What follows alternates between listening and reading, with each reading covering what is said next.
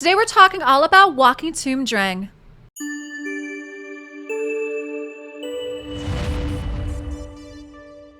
Hey, welcome! I'm LeilaFox. Today's lore story video is for Walking Tomb Dreng. Walking Tomb is the brand new legendary Night Revenant champion that also happens to be the Fragment fusion for July 2022.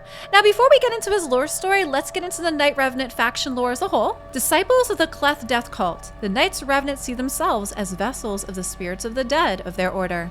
They raid indiscriminately to capture slaves to support themselves and as ritual sacrifices. Upon initiation, devotees surrender their bodies to the spirits of dark warriors. Let's get into the story for Walking Tomb Dreng from the Tolarian Lore Book of Champions.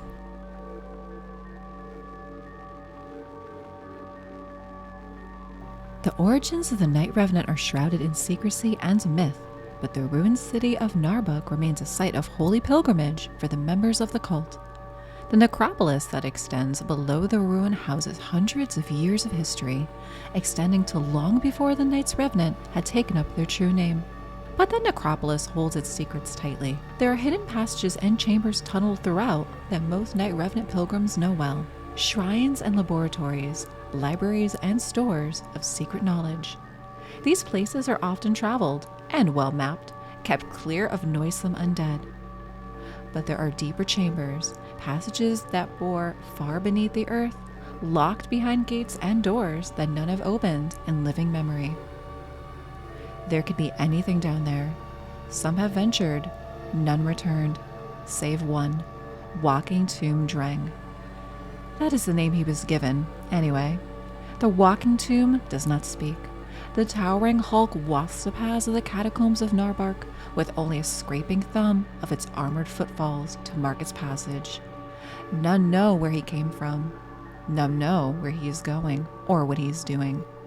Brave fools have followed it for a time, and if they're wise enough to turn back when he reaches one of the doors to the lowering chambers, they even can report on what they see. The doors and gates all open for him, but if any dare to follow him, they never return. All that would be mystery enough, but Walking Tomb Dreng is not always alone. He is often seen to carry a shriveled figure bound upon his back. The figure is anything but silent, even if it has little of worth to say. It howls and shrieks, it writhes and twists, but its claps hold it fast in its luxurious chair. A prisoner, perhaps. None know for sure. None know if it is even always the same figure.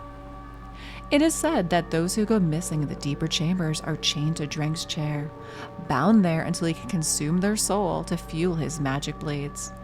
It is also said that the Walking Tomb was placed there to protect the secrets of Narbuk, of the Knights Revenant, a guardian and punishment both. But all this is speculation. The elders of the cult do not speak of the Walking Tomb or the creature it carries. The pilgrims who visit Narbuk know well to keep away. If the Sacred Order or any other band of heroes should attempt to assault the depths of Narbuk, though, the Night Revenant know that their secrets will be well protected, and that their enemies will suffer for their trespasses. Okay, so that was the lore story for Walking Tomb, and I don't know what you guys think, but I thought it was creepy. It definitely had such more of a Halloween vibe to it than it did for something for the summer, in July. And first of all, I really do think it fits the Night Revenant well, because they talk about how in some of the other stories that the Night Revenants basically, they believe in these sacrifices and surrendering their bodies and altering their bodies. And so this story kind of fits in some kind of creepy way along with this whole Night Revenant belief. And then you guys saw some of those clips and some of the videos for, the little body that he carries around with him, and it's squirming and it's writhing and it can't say anything, but it's moving. And I thought that was so creepy. I figured that, this is something easily they could make some kind of Halloween music video on or something just really interesting.